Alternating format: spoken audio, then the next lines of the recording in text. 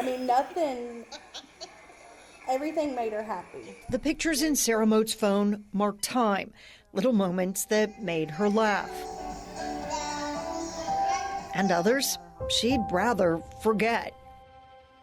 This is when we got into the hospital. She looks so tired. I mean, it's all she did was pretty much sleep for days.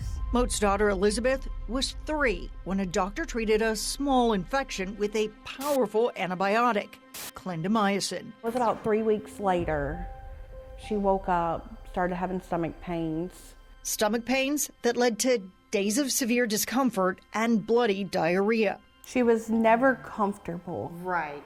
So she would go stiff and then trying to ball up to see if it'll help. It took 3 visits to the hospital to convince doctors this was more than food poisoning or a stomach bug. They came in and told us that she had tested positive for C. diff. Pretty much like it was killing her insides. C. diff is short for Clostridioides difficile. That's Christian Lillis.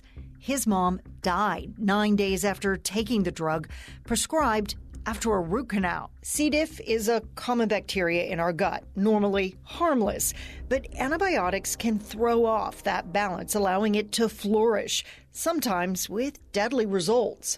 Almost any kind of antibiotic can predispose you to a C. diff infection, but clindamycin is known to be one of the ones that you really do want to avoid. This 2023 study in the American Journal of Managed Care looked at 150,000 patients with C. diff and found clindamycin came with the greatest risk.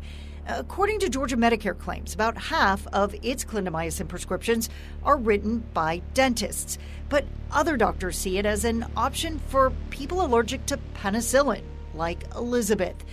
Clindamycin carries a black box warning. It's reserved for drugs that have potentially either extremely dangerous or lethal potential side effects. But Lila says his mom never saw that warning, and her dentist didn't say anything either. Never. The same for Moats. No warnings on it, no nothing. Just put it in a plastic bag and handed right on to me. And when problems started a week or 2 later, they weren't making the connection. I was like, how do you get it? And it did show up, clindamycin, and that's when I was like, she was just recently on an antibiotic, which was clindamycin. That's why Lila started a nonprofit in his mother's name to encourage both doctors and the public to understand the risks and use antibiotics only when truly needed. Parents who bring a kid in with a runny nose and the doctor says, oh, I think it's just a cold, and they say, well, can I have something anyway? This is her now. Today we are playing t-ball. It took nearly 4 months for Sarah's little girl to again find her giggle. But the fear is still there.